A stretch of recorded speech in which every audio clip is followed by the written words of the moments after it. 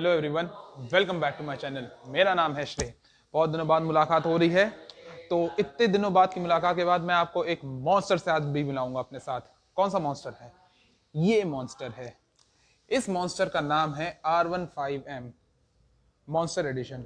ठीक है, तो आइए आज इसी के ऊपर हम लोग बात करना शुरू करते हैं। Now before starting the video, मैं एलीट मोटर्स को थैंक्स बोलना चाहूंगा जिनने मेरे को इस बाइक पे वीडियो बनाने का परमिशन दिया है।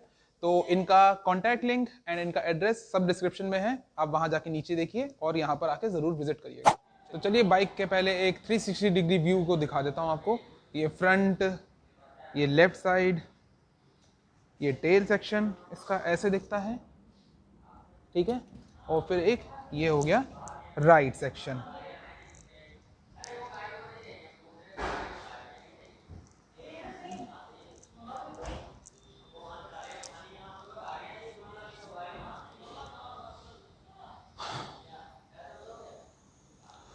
तो चलिए आइए वीडियो में आगे बढ़ते हैं। ये है R15M। इसका पहले तो डैशबोर्ड ही देख लीजिए। अच्छा खासा बड़ा डैशबोर्ड है। बेजल्स लेकिन थोड़े से बड़े हैं, लेकिन उस बेजल्स में इन लोग ने वो भी करके रखा है कि यहाँ पे टेल टेल लाइट्स दे के रखी है, ठीक है। ऊपर इसमें आपकी यहाँ पे शिफ्ट लाइट आ जाती है, ठीक। अब मैं यहाँ पे आपको अगर चाबी ऑन करके दिखाऊं तो उससे पहले चाबी दिखा देता हूँ। यार ये चाबी जो है ये लोग नॉर्मल सी देते हैं, वेव वाली होती तो थोड़ी अच्छी लगती, बट चलो चाबी चाबी का ही काम करती है। चाबी घुसाने में कोई दिक्कत नहीं। ये ऑन करते हैं यहाँ पर हम लोग, ठीक है। यहाँ पे आपको ABS की वार्निंग लाइट और भी कई तरह की वार्निंग लाइट मिल जाती है। ये न्यूट्रल की लाइट हो गई। अगर मैं यहाँ पे हैजर्ड्स ऑन करूँ तो हैजर्ड्स यहाँ दिखते हैं। और ये आपका गियर पोजीशन इंडिकेटर है यहाँ पे। ये यहाँ पे आपका क्विक शिफ्टर की लाइट है। ये ट्रैक्शन कंट्रोल के लिए इंडिकेटर है। यहाँ पे आपका टाइम चल रहा है। इसमें टाइम जो है आप मैनुअली तो एडजस्ट कर ही सकते हो, बट यहाँ पे आप टाइम चाहो अगर अपने फ़ोन से इसको कनेक्ट कर दिया, पेयर अप कर दिया, तो उससे भी आपका टाइम ऑटोमेटिकली सही हो जाता है, ठीक है। इन बटन्स के थ्रू आप अपने यहाँ पे इसको चेंज कर सकते हो, ठीक है। तो पहले अगर यहाँ पे हम ये नीचे वाला बटन दबाते हैं तो यहाँ पे ये करंट फ्यूल लिखा हुआ है इधर इस साइड, ये सब चेंज होता है यहाँ पे। ये करंट फ्यूल हो गया, एवरेज फ्यूल हो गया और एवरेज स्पीड हो गई। यहाँ पे बैटरी वोल्टेज दिखा देता है और कूलेंट का टेम्परेचर दिखा देता है, ठीक। फिर ये फ्यूल ट्रिप दिखा देता है यहाँ पे, और इस तरह से ये दिखाता है। जब आप यहाँ पे ये ऊपर वाला बटन दबाओगे तो ऊपर वाले बटन से आपका यहाँ पे ये ट्रिप डिटेल्स चेंज होती है। यहाँ पे ट्रिप 1, ट्रिप 2 एंड ऑडोमीटर, ठीक, ये सब दिखता है यहाँ पर। फिर अगर हम लोग ये बटन दबाएंगे तो इस बटन से ये मेन्यू खुल जाता है। इसमें आपका यहाँ पे म्यूज़िक है, आप म्यूज़िक कंट्रोल कर सकते हो, नेविगेशन देख सकते हो, नोटिफिकेशन देख सकते हैं, वेदर देख सकते हैं, और फिर ये मेन्यू है। मेन्यू के अगर अंदर हम लोग जाएंगे यहाँ पे डिस्प्ले की सेटिंग्स आ जाती हैं। डिस्प्ले में आप ब्राइटनेस एडजस्ट कर सकते हो, आपको नाइट में कितनी रखनी है, डे में कितनी रखनी है, और बैक कर सकते हैं यहाँ से। फिर ये डिस्प्ले कलर आ गया यहाँ पर। ऑटो में सेट करो तो लाइक बाहर निकलेंगे तो ये वाइट में शिफ्ट हो जाती है अपने आप, या फिर डार्क मोड में रखो ऑल द टाइम। इसको बैक कर देते हैं। फिर ये यहाँ पे वॉलपेपर है। वॉलपेपर यहाँ पे 3 तरह के, मतलब ऐसे समझ लो कि जिस तरह से आपका वो स्पीडोमीटर और टैकोमीटर की ना पोजीशन चेंज हो जाती है, उस तरह से कैसा आपको दिखाना है वैसा दिखा दो। तो ये यहाँ पे बैक कर देते हैं। फिर ये डिफ़ॉल्ट मीटर मोड, इसमें जैसे ही नीचे आते हैं हम लोग और इसमें जाएंगे तो यहाँ पे स्ट्रीट और ट्रैक है। ट्रैक पे मतलब इसमें लैप टाइमर वगैरह अपने आप ही ऑटोमेटिकली सेट हो जाता है, और गाड़ी चलाना शुरू करेंगे वहाँ पे लैप टाइमर स्टार्ट हो जाता है, ठीक है। तो ये इस तरह का है। फिर यहाँ पे हम लोग बैक करें, यहाँ पे नीचे जाएंगे, बैक करने का ऑप्शन आ जाता है, ठीक। यहाँ पे लैप टाइम आप सेट कर सकते हो, कितना लैप टाइम रखना है, लैप टाइम रिकॉर्ड देख सकते हो अपना, और सबको उन सबको रीसेट कर सकते हो। यहाँ पे बैक कर दिया। फिर ये ट्रैक्शन कंट्रोल ऑन करना है ऑफ करना है, यहाँ से ही कर लो। ये सिस्टम की सेटिंग्स आ गई। सिस्टम सेटिंग्स में आपका क्लॉक एडजस्ट करना है, यहीं से एडजस्ट कर दो। कस्टमर नेम, आपका नाम क्या है, आपकी गाड़ी होगी तो अपना नाम डाल दो, यहाँ पे अपना नंबर डाल दो। यूनिट किस में देखनी है, स्पीड, माइलेज या टेम्परेचर, इसकी यूनिट किस में देखनी होगी, ये सब आप यहाँ पे सेट कर सकते हो, ठीक। इसको भी बैक कर दें हम लोग, और फिर सब रीसेट कर, सिस्टम पूरा रीसेट करना है तो वो रीसेट भी कर सकते हो। वापस बैक आ जाते हैं, ठीक है। और यहाँ से फिर शिफ्ट इंडिकेटर आ जाता है। शिफ्ट इंडिकेटर आपको कितने पे, ये जो ऊपर ये लाइटें ब्लिंक करने लगती है, शिफ्ट इंडिकेटर है इसमें। ये कितने पे स्टार्ट होना है, कितने पे स्टॉप करना है, वो चीज़ के लिए है, ठीक है। मैं यहाँ पे सेटिंग्स को छेड़ नहीं रहा हूँ, इसको फैक्ट्री पे ही रहने दो। एंड अब हम लोग बैक जाते हैं, ठीक। तो अब मैं आपको एक बार गाड़ी स्टार्ट भी करके दिखा देता हूँ।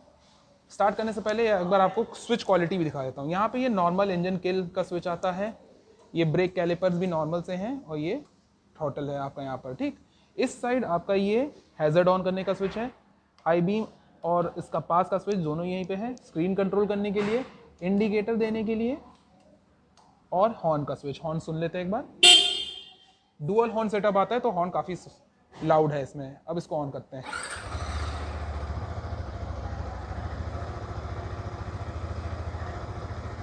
वहाँ पे आपका ये हाई बीम का भी बटन इस तरफ आ जाता है, ठीक है। एक बार आपको इसकी लाइट्स भी दिखा देता हूँ मैं, हैज़र्ड ऑन कर देता हूँ। ये देखिए लाइट्स कुछ इस तरह से दिखती हैं, ओके।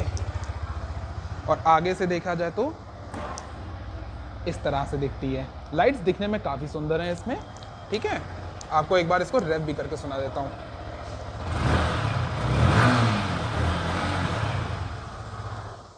ओके, अब इसको बंद करते हैं। तो चलो, एंथुसियास्टिक वाला काम हो गया। अब थोड़ा आगे बढ़ते हैं, मेन चीज़ों पे आते हैं, स्पेसिफिकेशंस पे आते हैं, ठीक है ना। सिर्फ देखने से ऊपर से पता नहीं चलती गाड़ी कैसी है ना।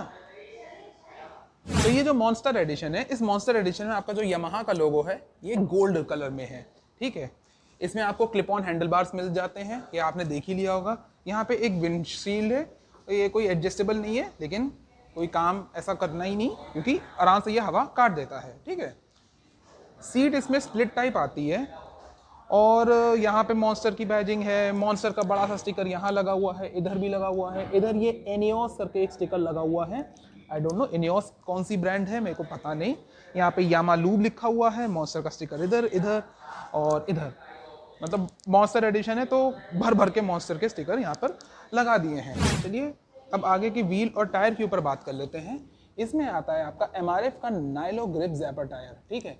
इसका जो टायर साइज है वो है आपका, ये लिखा है 100/80 18/17, ठीक है। तो यानी कि आपका यहाँ पे 100 सेक्शन का ये हो गया, 80 सेक्शन का ये हो गया और 17 इंचेस का यहाँ पे व्हील आ जाता है इसमें, ठीक है। फिर हम लोग यहाँ पे ब्रेकिंग की बात कर लेते हैं। तो यहाँ पे आपका ये 282 डायमीटर का एक तो डिस्क का साइज है। इसमें आपका ये ABS की प्लेट दिख जाती है। इधर आपका ये बाइब्रेक का डुअल पिस्टन कैलिपर मिल जाता है आपको, ठीक है।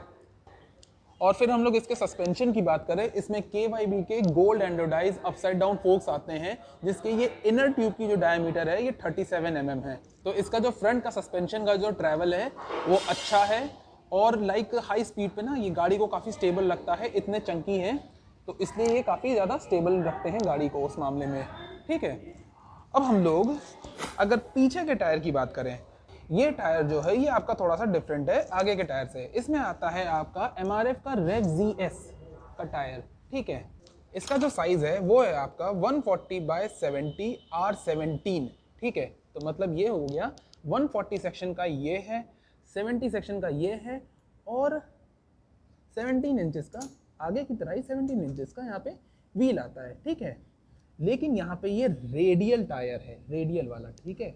रेडियल टायर का ये फायदा रहता है कि हाई स्पीड पे इससे स्टेबिलिटी और बेटर मिलती है, ठीक है।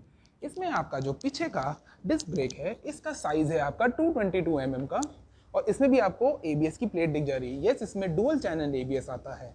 सेफ्टी के मामले में डुअल चैनल ABS काफ़ी ज़्यादा हेल्पफुल हो जाता है। और मतलब पीछे की भी अगर ब्रेक की बात कर लो तो इसमें आपका सिंगल पिस्टन कैलिपर वाला बाइब्रेक का ही कैलिपर होता है। ये ब्लैक कलर में है। आगे वाला थोड़ा सा like of gold type colour था, ठीक है। बाकी और मैं जैसे छोटी मोटी चीज़ें दिखा दूँ, ये आपका पीछे का ब्रेक पैडल है, ये राइडर के लिए फुट पैडल हो गया। इसमें स्प्रिंग मैकेनिज्म है, मतलब कि ये अंदर जाता नहीं है पूरी तरह से, ऐसे रहता है। ये पिलियन के लिए हो गया, ठीक है। तो सब मेटल वाली फिनिश में है और लाइक ऐसे रिजेस बनी हुई हैं तो पैर स्लिप नहीं करता इसमें, ठीक है। ये आपका 6 स्पीड का मैनुअल ट्रांसमिशन गियरबॉक्स हो गया, ठीक है। इसमें आपको क्विक शिफ्टर की कैपेबिलिटीज़ मिलती है और यहाँ पे आपका ये साइड स्टैंड है। साइड स्टैंड आपका इंजन कट ऑफ सेंसर के साथ भी आता है। गाड़ी अगर गियर में है और आपने साइड स्टैंड लगा दिया तो गाड़ी बंद हो जाएगी, ठीक है। बाकी ये कुछ कहने की बात नहीं है। आपकी इसमें सारी लाइटें LED की आती है। ये आपका मेन DRL हो गए और ये आपकी मेन हेडलाइट हो गई। इसमें ही आपका हाई बीम और लो बीम दोनों मिल जाता है। ये LED हो गए, इंडिकेटर आपके LED हो गए आगे पीछे दोनों, और आपका टेल लाइट भी LED हो गई। बाकी अब अगर इसकी एक तो राइडिंग ट्रायंगल्स की बात करी जाए तो इस तरह से कुछ बैठने का आपका पोजीशन रहता है, ठीक है। पैर काफ़ी ऊपर आ जाते हैं और बाकी थोड़ा सा ऐसे रहता है, ठीक है। तो अगर आपको आदत नहीं है एक स्पोर्ट्स गाड़ी चलाने की तो थोड़ा सा दिक्कत कर सकता है, लेकिन अगर एक बार आदत पड़ गई तो मज़ा भी उतना ही आता है इसमें, ठीक है। बाकी अगर इसमें कुछ टेक्निकल टर्म्स की बात कर लें, इसमें आपका जो ग्राउंड क्लियरेंस है वो 170 mm का आता है और जो सीट हाइट है वो आपकी 815 mm की आती है। टैंक जो है इसका वो 11 लीटर का है और ये गाड़ी आपको क्लेम्ड माइलेज जो है वो देती है अराउंड 40 to 45, ठीक है। बाकी माइलेज जो होता है वो आपका उस पर भी डिपेंड करता है कि आप किस तरह से चला रहे होते हो, ठीक है। तो लाइक मैक्सिमम माइलेज जो है आप 45 मान के चलो, अगर एकदम प्यार से चला रहे हो, एकदम अपनी नई नई गर्लफ्रेंड की तरह सोच के, ठीक है। और फिर अगर ओवरऑल लाइक मैं गाड़ी की अगर वेट की बात करूं, फ्लिकेबिलिटी की बात करूं, देखिए 141 kgs की गाड़ी है और एक 150 cc की गाड़ी के हिसाब से वेट बैलेंस्ड है, ठीक है। इसमें कॉर्नरिंग करने में आपको कोई दिक्कत नहीं आने वाली है मेरे ख्याल में, ठीक है। गाड़ी का लाइक थ्रॉटल रिस्पॉन्स भी काफ़ी अच्छा लगता है मेरे को और क्लच की फीलिंग, ब्रेक की फीलिंग ये भी काफ़ी टॉप नॉच है। मिरर्स में यहाँ पे देखने में कोई प्रॉब्लम नहीं है, मिरर्स आपके यहाँ से ऐसे खींच के बंद भी कर सकते हो, ठीक है। और वैसे मिरर खोल के ही चलाना गाड़ी हमेशा, मैं कहता हूँ। बाकी फिर मैं इस गाड़ी के अगर सुपर डुपर सेलिंग पॉइंट पे आऊँ, वो है इसका इंजन। भाई साहब बहुत ट्राइड एंड टेस्टेड इंजन है इसका, ठीक है। ये इंजन जो है यहाँ पे बैठते हैं, यह है आपका 155 सीसी का liquid cooled 4 stroke engine, 4 valve setup के साथ आता है, लेकिन सिंगल ओवरहेड कैमशाफ्ट है, यानी SOHC सेटअप आता है इसमें, ठीक है। इसमें आपको 6 स्पीड का गियर बॉक्स मिल जाता है और इसकी अगर पावर और टॉर्क की बात कर ली जाए तो पावर इसमें जो है वो आपको मिलती है 18.4 PS की एट 10,000 RPM। 10,000 RPM पे जाके आपको इसमें 18.4 PS की पावर मिलती है, मतलब भाई एकदम रॉकेट की तरह ये दौड़ने लगती है। एक 155 सीसी के हिसाब से ये ऑलमोस्ट 140-150 की स्पीड टच करती है, बहुत बड़ी बात हो जाती है, ठीक है। एंड अगर इसकी टॉर्क की बात करी जाए, इसमें आपको टॉर्क जो मिलता है वो है 14.2 न्यूटन मीटर का एट 7,200 RPM। मतलब अगर आप फर्स्ट गियर पे हो और लॉन्च एकदम करने जा रहे हो तो बस 7,000 RPM तक इसको रेव करो और उड़ा दो रॉकेट की तरह, इस तरह से है। बाकी इसमें ये पीछे का सस्पेंशन सेटअप हो गया इसका, येलो कलर में है, एक लाइक हल्का सा अच्छा वो देता है, लुक देता है, ठीक है। और अब अगर मैं प्राइसिंग की बात कर लूँ, देखो इसका प्राइस जो है 2 वेरिएंट में आ रही है गाड़ी मेरे सामने। तो इसमें एक है R15M नॉर्मल वाली जो है, ये है मॉन्स्टर एडिशन जिसकी मैंने वीडियो बनाई। जो नॉर्मल वाली है उसका आपका जो प्राइस है वो आ जाता है आपका 1,84,307 रुपीज़, ठीक है। ऑन रोड मेरे लखनऊ में आते आते इसका प्राइस हो जाता है 2,26,000, इंक्लूडिंग RTO, इंश्योरेंस, जो टैक्स होते हैं उन सबको मिलाने के बाद इसका प्राइस ये आता है। अब मैं जो मॉन्स्टर एडिशन जिस पर मैंने वीडियो बनाई है, इसका प्राइस जो है वो आ जाता है आपका 1,85,482 रुपीज़, ठीक है। 1,000 का ही ऑलमोस्ट फ़र्क है, क्योंकि ये भी ऑन रोड लखनऊ में आते आते इसका प्राइस हो जाता है 2,27,000।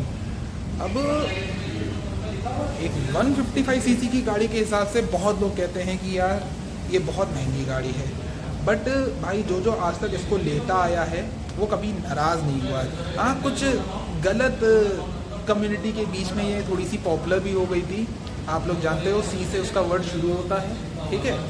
मैं नाम नहीं लूँगा पूरी तरह से, वरना भाई मुद्दे हो जाते हैं यार। लेकिन अगर आप उसके बाहर देखोगे, आउट ऑफ द बॉक्स देखोगे, भाई इसका इंजन काफ़ी रिलायबल रहता आया है, इसके इंजन के साथ शिकायत नहीं है, तभी तो वो C कम्युनिटी वाले लोग जो हैं इसको प्रेफर भी करते हैं, ठीक है।